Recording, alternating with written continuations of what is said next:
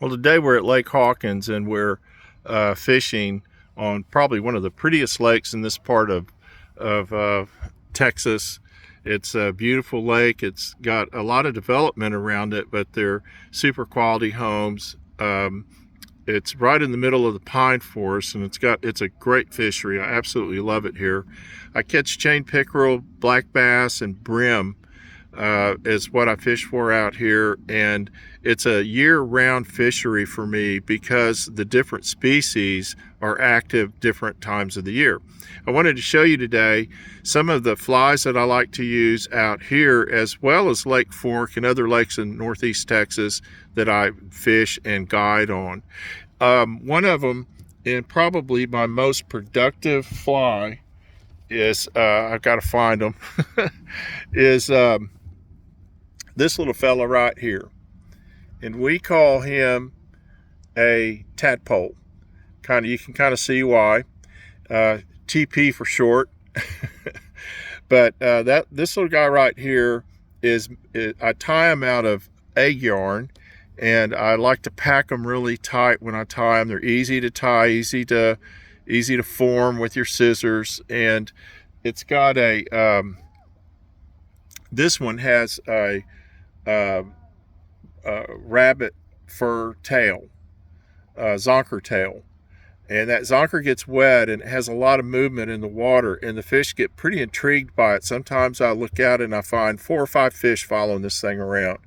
So when you tie this thing, now I'm fishing with pretty heavy line out here because these on Lake Fork I have to fish with a 20-pound just monofilament or a monofilament, straight monofilament leader, because there's so much obstruction in the water, and it's just there's just too much stuff to get hung up in.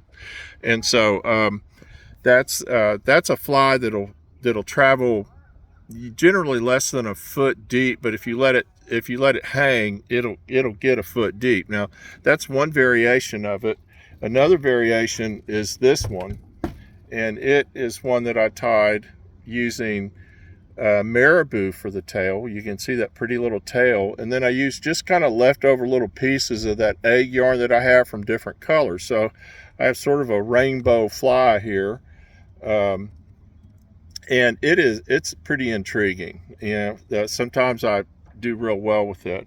Another topwater, or a topwater, that I really like, and I've been catching quite a few fish on Lake Fork the last week or so, is this slider. This guy is really amazing, and you can see I put a little weed guard. Let me get him in the picture here. You can see I put a little weed guard here on him, and that allows me to throw it up in all of this flooded grass and timber and kind of get him in the places where I want him to be. That's where I'm finding my fish right now, and they get pretty aggressive.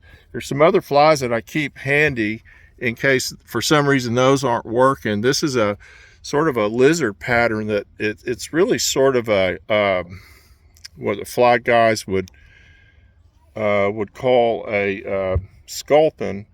But what's a little different about this that I'm doing is I'm putting this fish head on it, which is kind of gives it a sinking. These would normally be fished without any weight added to them. Just this is again zonker, and normally they would be fished in a river for big trout. And I add this on because I need to around here to let it dive in and out of weeds. They'll tear this thing up. I have to tie five or six at a time because they get torn up.